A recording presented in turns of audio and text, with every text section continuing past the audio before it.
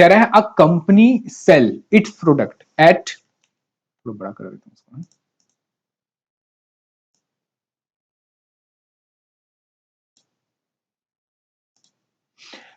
पढ़ो। कह रहा है a company sell its product at 15 पैसे, मतलब 15 रुपीज पर यूनिट, यानी एक कंपनी है जो अपना सामान बेच रही है 15 रुपए पर यूनिट, यानी सेलिंग प्राइस 15 रुपए एक यूनिट का आ गया। In a period if it produces 8,000 units, कह रहा है एक टाइम पे अगर ये 8,000 यूनिट बनाती है, it incurs a loss of rupees loss of rupees 5 per unit. कह रहा है अगर हम 8,000 यूनिट बनाते हैं ना, तो हमारा नेट लॉस जो आता है एक यूनिट का नेट लॉस आता है 5 रुपए। If the volume is raise, कह रहा है अगर हम ज्यादा क्वांटिटी बना के बेचें, कितनी, 20,000 तक, तो उस केस में हम प्रॉफिट कमा लेंगे कितना, 4 रुपए पर यूनिट। हमें बताना है क्या है इसमें, break even point both in terms of value and in terms of units. ठीक है, चलो ये क्वेश्चन मैं करूंगा और मेरे साथ साथ आप करना, ठीक है, क्योंकि ये क्वेश्चन आपको समझना पड़ेगा थोड़ा सा। वैसे तो बहुत इजी है, लेकिन थोड़ा सा समझना पड़ेगा। अब देखो, क्वेश्चन में उसने मांगा क्या है हमसे, ब्रेक इवन पॉइंट, ठीक है। अच्छा, क्वेश्चन में उसने दिया क्या है हमें, सेलिंग प्राइस पर यूनिट। अब सेलिंग प्राइस पर यूनिट दिया है, लॉस दिया हुआ है, और सेल्स यूनिट दे रखी है, और कुछ गिवन नहीं है, ठीक है। अगर मैं बात करता हूं मुझे निकालना क्या है, ब्रेक इवन पॉइंट, तो ब्रेक इवन पॉइंट निकालने के लिए मुझे क्या चाहिए सर, मुझे चाहिए फिक्स कॉस्ट, मुझे चाहिए पीवी रेशियो, या फिर मुझे चाहिए फिक्स कॉस्ट और कंट्रीब्यूशन पर यूनिट। इन दोनों में से एक चीज चाहिए होती है। अब मेरे पास कुछ भी है ही नहीं गिवन, तो एक काम करते हैं, इस क्वेश्चन में हम कैसे करेंगे, लिखो, let variable cost per unit x and fix cost, total होती है, याद रखना फिक्स कॉस्ट टोटल है, कितनी है, बाय। मैंने कह दिया कि वेरिएबल कॉस्ट पर यूनिट कितनी है, एक्स, और फिक्स कॉस्ट इन टोटल कितनी है, बाय।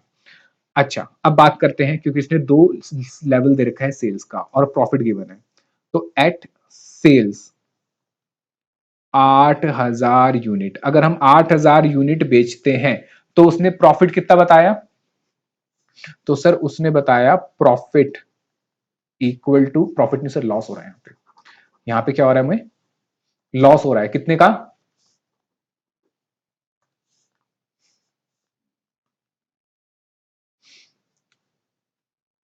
लॉस हो रहा है 4 रुपए पर यूनिट।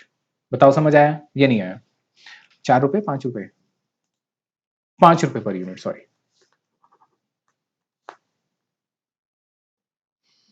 तो टोटल लॉस कितना हो गया भैया, हम कितने यूनिट बेच रहे हैं सर, हम 8,000 यूनिट बेच रहे हैं, और एक यूनिट जो है वो 5 रुपए का नुकसान दे रहा है, तो कुल मिला के कितने का नुकसान हो गया, 40,000 का। ये बताओ समझ आया, ये नहीं आया। चलो, अब अगर मैं इसकी कॉस्ट शीट टाइप में बनाऊं, तो मैं कैसे बनाऊंगा, मैं कहूंगा सर सेल्स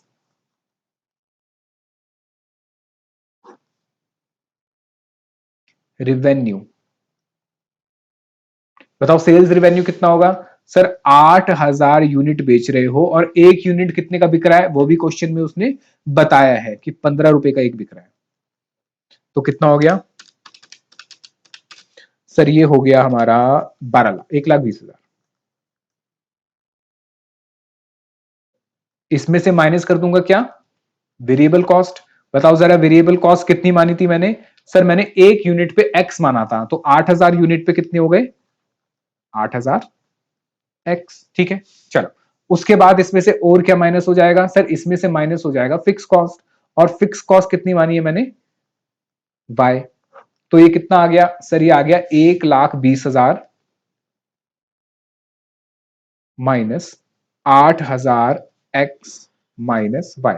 ये किसके बराबर आएगा सर, ये बराबर आएगा हमारे इस लॉस के, क्योंकि इससे अगर मैं कैलकुलेट कर रहा हूं तो टोटल आंसर कितना आएगा, लॉस, क्योंकि उसने क्वेश्चन में बताया है कि 8,000 यूनिट आप बेचते हो, तो नेट लॉस कितना आएगा आपका, 5 रुपए पर यूनिट, तो टोटल कितना हो गया, 40,000, ठीक है। तो देयरफॉर हमारी इक्वेशन क्या बनी कि sir 1,20,000, 1,20,000 minus 8000 x minus y, sir ये हो गया 40,000 के बराबर। लेकिन ये 40,000 नेगेटिव आएगा, याद रखना, क्योंकि ये लॉस रिप्रेजेंट कर रहा है। ये बताओ समझ आया या नहीं आया? चल, मैंने कुछ नहीं करा, मैंने सिर्फ इक्वेशन बनाई। मैंने कहा कि भैया वेरिएबल कॉस्ट मान लेता हूं एक यूनिट का एक्स है, और टोटल फिक्स कॉस्ट मैंने मान ली वाई। अब मैं क्वेश्चन में गिवन है 8000 यूनिट पे 5 रुपए पर यूनिट के हिसाब से नुकसान है।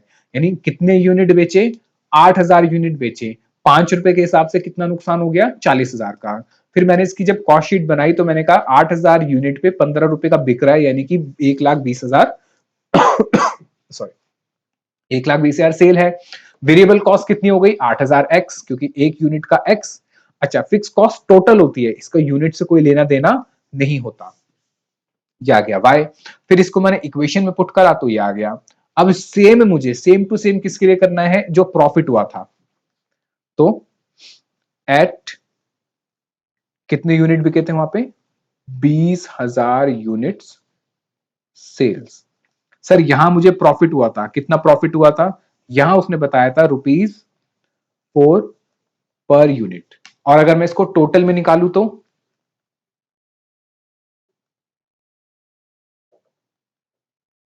सर 4 रुपए पर यूनिट मल्टीप्लाई बाय 20,000, कितना प्रॉफिट हो गया मुझे? 80,000 रुपए का। क्या मैं यहां पे भी कॉस्ट शीट बना के इक्वेशन बना लूंगा? बिल्कुल सर।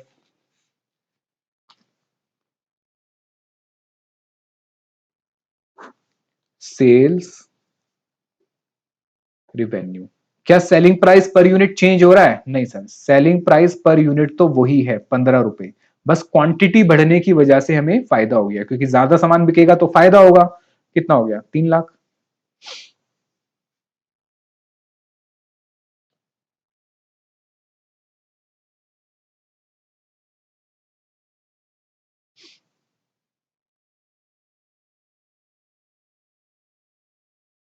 माइनस वेरिएबल कॉस्ट कितनी है सर? एक्स इंटू 20,000, यानी कितना हो गया? 20,000 एक्स। और फिक्स कॉस्ट तो सेम रहेगी।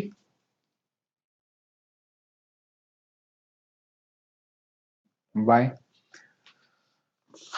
तो ये कितना आ गया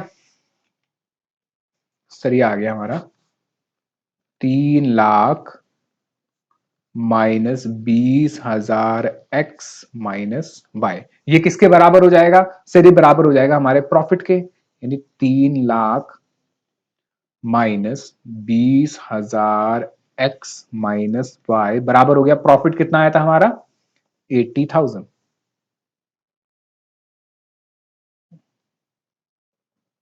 ठीक है, चलो इस इक्वेशन को थोड़ा सा ठीक ठाक करके एक्स और वाई में बना ले, मतलब थोड़ा सा इधर उधर करके ले जाऊं इन सबको, थोड़ा सा इक्वेशन सही बन जाएगी। तो सर अगर मैं इसको लेके जाऊं तो ये हो जाएगा 80,000, यहां आ जाएगा, ये हो जाएगा इसको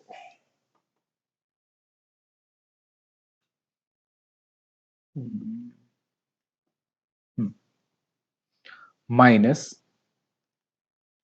20,000 एक्स माइनस वाई, ये यहां जाके माइनस हो जाएगा। 80,000 माइनस 3,20,000 तो हो जाएगा -2,20,000। क्या मैं साइन चेंज कर सकता हूं सबके? बिल्कुल सर कर सकते हो, दोनों जगह साइन चेंज कर दो।